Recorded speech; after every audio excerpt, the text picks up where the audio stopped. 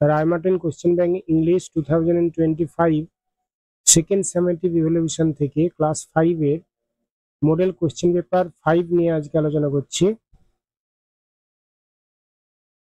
প্রথমে আমরা যে টেক্সট বা সিনটি দেওয়া রয়েছে সেটা আগে পড়ে নিই।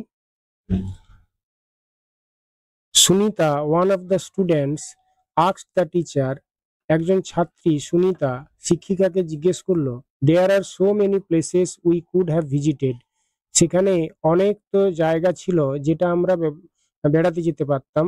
Why have we chosen Bandel church then madam, তাহলে আমরা ব্যান্ডেল চার্চেই বা বেড়াতে এলাম কেন বা বেছে নিলাম কেন ম্যাডাম? দ্য টিচার স্মাইল্ড, তাদের শিক্ষিকা হাসলেন।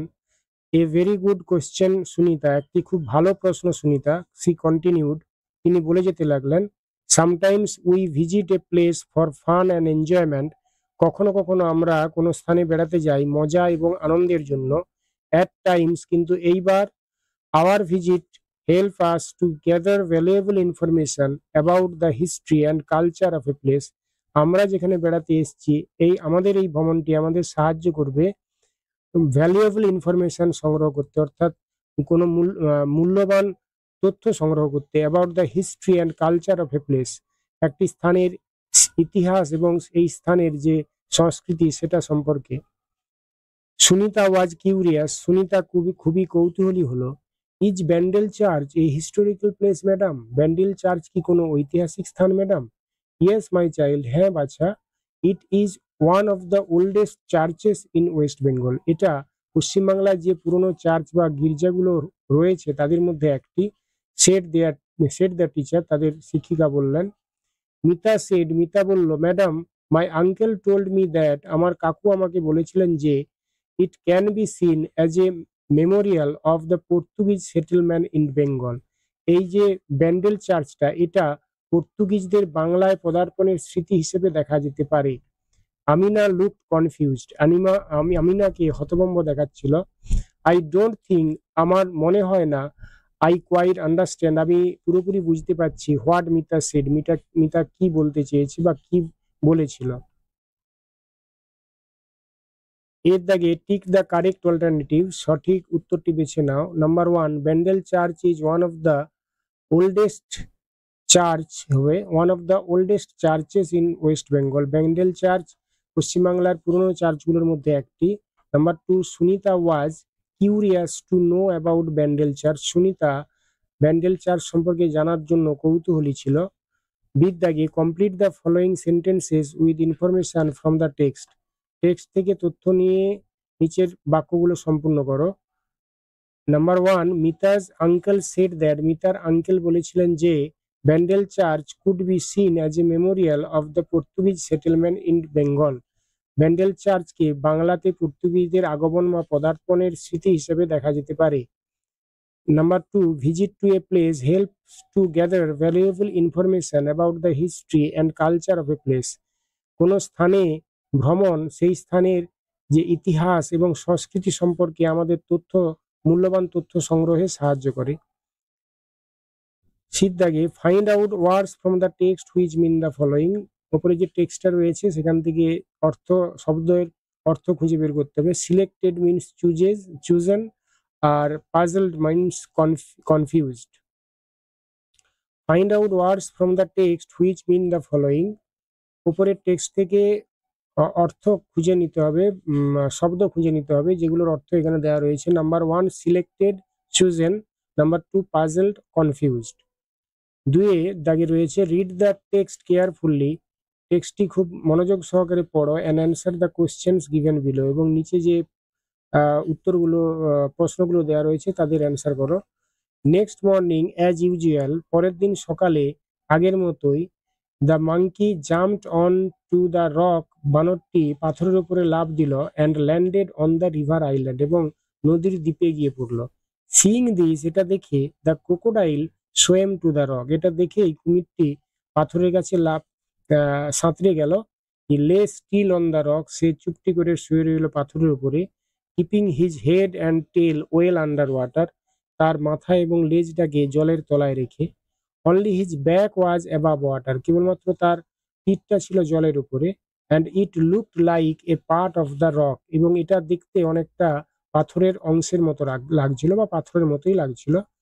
After having a good meal, ভালোভাবে খাওয়া দাওয়ার পর, the monkey decided to return, বানরটি সিদ্ধান্ত করলো আবার তার নদীর পাড়ে যে বাড়ি সেখানে ফিরবে। He looked at the rock, সে পাথরটির দিকে তাকালো। স্ট্রেঞ্জ, অদ্ভুত। The rock has become so large, পাথরটি এত বড় হয়ে গেছে। হি থট, সে ভাবলো। It was not so big when I came here, আমি যখন এখানে এসেছিলাম তখন তো এটা অত বড় ছিল না। Possibly that crocodile is playing a trick again, নিশ্চয়ই বা সম্ভবত ওই কুমিরটি আবার কোনো ফন্দি করেছে। হি ইজ লাইং দেয়ার, সেই সেখানে শুয়ে আছে। Pretending to be a rock, ভান করে একটা পাথরের মতো। এদের রয়েছে অ্যান্সার দ্য ফলোয়িং কোশ্চেন্স, নিচের প্রশ্নগুলোর উত্তর দিতে হবে। Number 1, where did the monkey land after jumping on to the rock, পাথরের উপরে লাফ দিয়ে বানরটি কোথায় গিয়ে পড়তো বা পদার্পণ করতো। উত্তর হবে after jumping on to the rock, পাথরের উপরে লাফ দেওয়ার পর, the monkey landed on the river island, বানরটি নদীর যে দ্বীপ সেই দ্বীপে গিয়ে পড়তো। Number 2, what did the crocodile do after swimming to the rock, পাথরের কাছে এসে কুমিরটি, পাথরের কাছে সাঁতরে এসে কুমিরটি কি করেছিল। After swimming to the rock, পাথরের কাছে সাঁতরে এসে, the crocodile lay still on the rock, কুমিরটি পাথরের উপরে চুপটি করে শুয়েছিল। Keeping his head and tail well under water, তার মাথা এবং লেজটাকে জলের তলায় রেখে। এরপরে রয়েছে রিডিং কম্প্রিহেনশন আনসিন, একটা ছোট্ট আনসিন দেওয়া রয়েছে। ওয়ান মর্নিং, একদিন সকালে, a hungry wolf went out in search of food, একটি ক্ষুধার্ত নেকড়ে খাবারের সন্ধানে বেরিয়ে পড়েছিল। He could not get any food, সে কোনো খাবার পায়নি। So he went to a nearby village, তাই সে একটি কাছের গ্রামে ঢুকে পড়লো। And stood at the back of a small house, এবং দাঁড়িয়ে রইল একটি ছোট্ট ঘরের পেছনের দিকে। The house had only one room, ঘরটির একটাই কক্ষ ছিল বা রুম ছিল। এ little girl was lying on a bed, একটি ছোট্ট মেয়ে বিছানায় শুয়েছিল। ইন দ্য রুম, ওই ঘরের ভেতর। And an old man was sitting beside her, এবং একজন বৃদ্ধা তার পাশে বসেছিল। The wolf's eyes made the old woman's, এই নেকড়েটির চোখ এবং বৃদ্ধা মহিলাটির চোখে যখনই পড়লো। অ্যান্ড সি সুইফটলি, সে খুব দ্রুত, grabbed a nearby walking stick, কাছেই পড়ে থাকা একটি ওয়াকিং স্টিক বা লাঠি জাপটে ধরলো। উইথ এ ফিয়ার্স ক্রাই, তারপরে ভয়ানক চিৎকার করে, she charged at the wolf, সে নেকড়েটির দিকে তেড়ে গেল। Sending him fleeing for cover, এটা সম্ভবত ফর এভার হবে, চিরদিনের মতো তাকে সেখান থেকে তাড়িয়ে দিল। এর দাগে টিক দ্য কারেক্ট অল্টারনেটিভ, সঠিক উত্তরটি বেছে নাও। Number 1, the wolf went out, নেকড়েটি বেরিয়ে পড়েছিল। ইন সার্চ অফ ফুড, খাদ্যের সন্ধানে।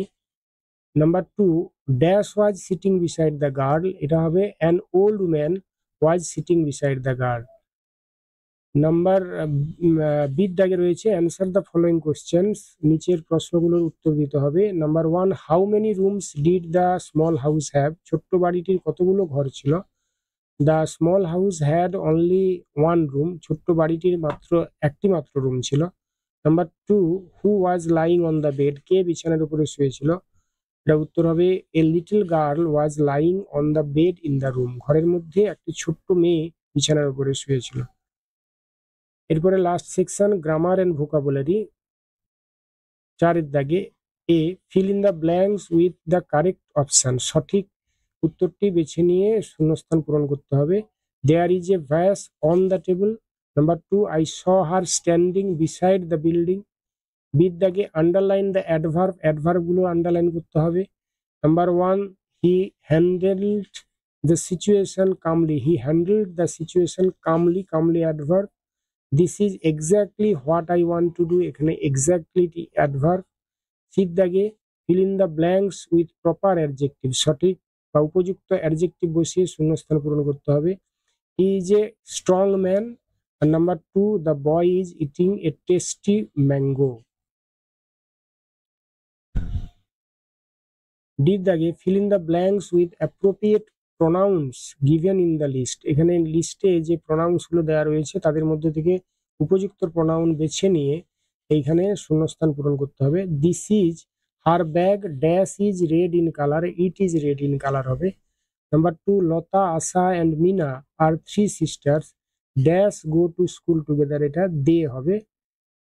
এর দাগে রাইট ইন ইংলিশ, ইংরেজিতে লিখতে বলেছে। কাঠবিড়ালি, এটা হবে স্কুইরেল। চিতা, প্যান্থার বা চিতা। গন্ডার, রাইনোস।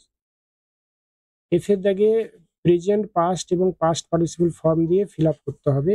এটা প্রথমে go, went, gone, eat, ate, eaten, grow, grew, grown. আর 5-এর দাগে রয়েছে final, find out words from the unseen passage, unseen passage থেকে শব্দ খুঁজে লিখতে হবে। দ্যাট মিন দ্য ফলোইং, যেগুলোর অর্থ এখানে দেওয়া রয়েছে, অর্থাৎ নিয়ারেস্ট মিনিং বা সিনোনিম খুঁজে নিতে হবে। কুইকলি, তাড়াতাড়ি, এটা হবে সুইফটলি। আর অ্যাগ্রেসিভ, এটা হবে ফিয়ার্স।